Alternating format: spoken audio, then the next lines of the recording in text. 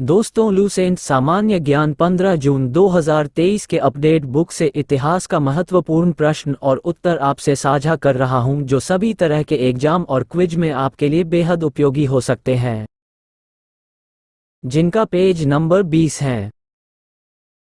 कालिदास की कृति अभिज्ञान शाकुंतलम, राजा दुष्यंत एवं शकुंतला के प्रेम की कथा, द्वितीय भारतीय रचना है जिसका अनुवाद यूरोपीय भाषाओं में हुआ। ऐसी प्रथम रचना है भगवद गीता। सांस्कृतिक उपलब्धियों के कारण गुप्त काल को भारतीय इतिहास का स्वर्ण युग कहा जाता है। नोट: नगरों का क्रमिक पतन गुप्त काल की महत्वपूर्ण विशेषता थी। 22। वाकाटक राजवंश।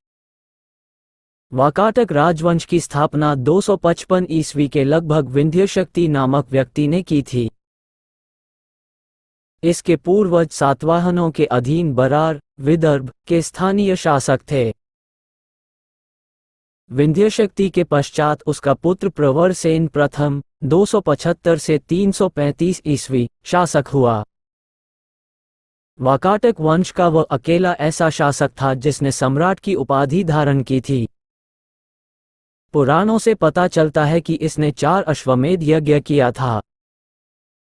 प्रवरसेन के पश्चात वाकाटक साम्राज्य 2 शाखाओं में विभक्त हो गया: प्रधान शाखा तथा बासीय वर्षगुल्म शाखा।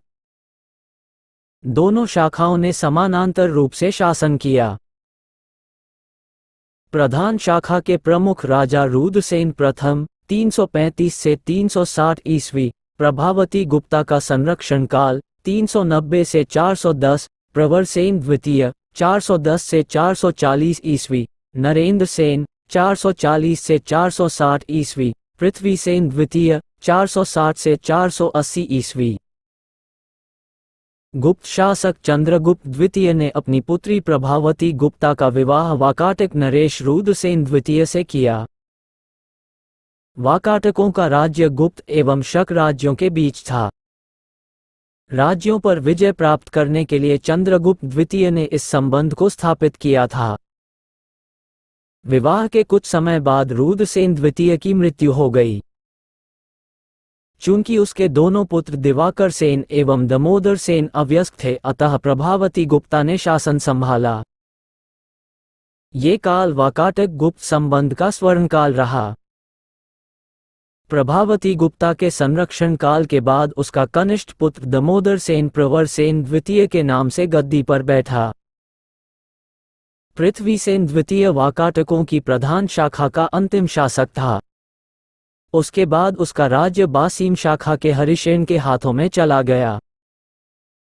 बासीम शाखा के वाकाटक वंश की इस शाखा की स्थापना 330 ईस्वी में सम्राट प्रवरसेन के छोटे पुत्र सर्वसेन ने की थी। उसने वत्सगुल्म नामक स्थान पर एक स्वतंत्र राज्य की स्थापना की। वत्सगुल्म महाराष्ट्र के अकोला जिले में आधुनिक बासीम में स्थित था। बासीम शाखा के प्रमुख राजा सर्वसेन, विंध्यशक्ति द्वितीय 350 से 400 ईस्वी, प्रवरसेन द्वितीय 400 से 415 ईस्वी, हरिसेन 475 से 510 ईस्वी। हरिसेन बासीम शाखा का सर्वाधिक शक्तिशाली शासक था। यह वाकाटक वंश का अंतिम ज्ञात शासक है। वाकाटक वंश के राजा प्रवरसेन द्वितीय ने मराठी प्राकृत काव्य सेतुबंध की रचना की तथा सर्वसेन ने हरिविजय नामक प्राकृत काव्य ग्रंथ लिखा। संस्कृत की वैदर्भी शैली का पूर्ण विकास वाकाटक नरेशों के दरबार में हुआ। कुछ विद्वानों का मत है कि चंद्रगुप्त द्वितीय के राजकवि कालिदास ने कुछ समय तक प्रवरसेन द्वितीय की राजसभा में निवास किया था। वहां उन्होंने उसके सेतुबंध का संशोधन किया तथा वैदर्भी शैली में अपना काव्य मेघदूत लिखा। वाकाटक नरेश ब्राह्मण धर्मावलंबी थे। वे शिव व विष्णु के उपासक थे। वाकाटक नरेश पृथ्वीसेन द्वितीय के सामंत व्याधरदेव ने नचना के मंदिर का निर्माण करवाया। अजंता का 16वां तथा 17वां गुहा विहार और 19वें गुहा चैत्य का निर्माण वाकाटकों के शासनकाल में हुआ। 23। पुष्यभूति वंश या वर्धन वंश। गुप्त वंश के पतन के बाद जिन नए राजवंशों का उद्भव हुआ उनमें मैत्रक, मौखरी, पुष्यभूति, परवर्ती गुप्त और गौड़ प्रमुख हैं। इन राजवंशों में पुष्यभूति वंश के शासकों ने सबसे विशाल साम्राज्य स्थापित किया। पुष्यभूति वंश के संस्थापक पुष्यभूति था। इनकी राजधानी थानेश्वर, हरियाणा प्रांत के कुरुक्षेत्र जिले में स्थित वर्तमान थानेसर स्थान थी। प्रभाकरवर्धन इस वंश की स्वतंत्रता का जन्मदाता था तथा प्रथम प्रभावशाली शासक था जिसने परमभट्टारक और महाराजाधिराज जैसी सम्मानजनक उपाधियां धारण की। प्रभाकरवर्धन की पत्नी यशोमती से 2 पुत्र राज्यवर्धन और हर्षवर्धन तथा एक कन्या राज्यश्री उत्पन्न हुई। राज्यश्री का विवाह कन्नौज के मौखरी राजा ग्रहवर्मा के साथ हुआ। मालवा के शासक देवगुप्त ने ग्रहवर्मा की हत्या कर दी और राज्यश्री को बंदी बनाकर कारागार में डाल दिया। राज्यवर्धन ने देवगुप्त को मार डाला, परंतु देवगुप्त के मित्र गौड़ नरेश शशांक ने धोखा देकर राज्यवर्धन की हत्या कर दी। नोट: शशांक शैव धर्म का अनुयायी था। इसने बोधिवृक्ष बोधगया को कटवा दिया। राज्यवर्धन की मृत्यु के बाद 606 ईस्वी में 16 वर्ष की अवस्था में हर्षवर्धन थानेश्वर की गद्दी पर बैठा। हर्ष को शिलादित्य के नाम से भी जाना जाता था। इसने परमभट्टारक नरेश की उपाधि धारण की थी। हर्ष ने शशांक को पराजित करके कन्नौज पर अधिकार कर लिया तथा उसे अपनी राजधानी बनाया। हर्ष और पुलकेशिन द्वितीय के बीच नर्मदा नदी के तट पर युद्ध हुआ जिसमें हर्ष की पराजय हुई। चीनी यात्री ह्वेनसांग हर्षवर्धन के शासनकाल में भारत आया। नोट: ह्वेनसांग को यात्रियों में राजकुमार, नीति का पंडित एवं वर्तमान शाक्यमुनि कहा जाता है।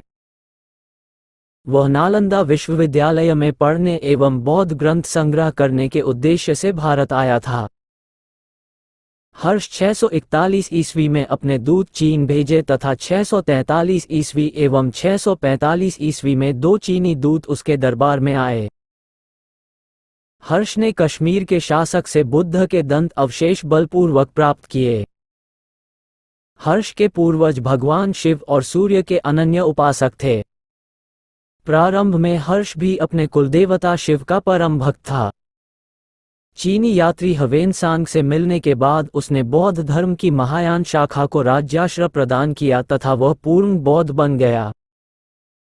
हर्ष के समय में नालंदा महाविहार महायान बौद्ध धर्म की शिक्षा का प्रधान केंद्र था।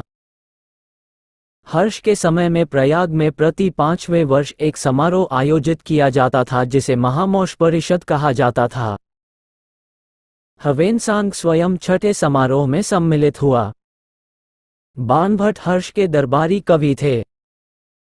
उन्होंने हर्षचरित एवं कादंबरी की रचना की। बाणभट्ट के गुरु भरचू थे। प्रियदर्शिका, रत्नावली तथा नागानंद नामक 3 संस्कृत नाटक ग्रंथों की रचना हर्ष ने की थी। कहा जाता है कि धावक नामक कवि ने हर्ष से पुरस्कार लेकर उसके नाम से ये तीनों नाटक लिख दिए। हर्ष को भारत का अंतिम हिंदू सम्राट कहा गया है, लेकिन यह न तो कट्टर हिंदू या और न ही सारे देश का शासक ही। हर्ष के अधीनस्थ शासक महाराज अथवा महासामंत कहे जाते थे। हर्ष के मंत्री परिषद के मंत्री को सचिव या अमात्य कहा जाता था। प्रशासन की सुविधा के लिए हर्ष का साम्राज्य कई प्रांतों में विभाजित था। प्रांत को भूक्ति कहा जाता था। प्रत्येक भूक्ति का शासक राजस्थानीय, उपरिक अथवा राष्ट्रीय कहलाता था।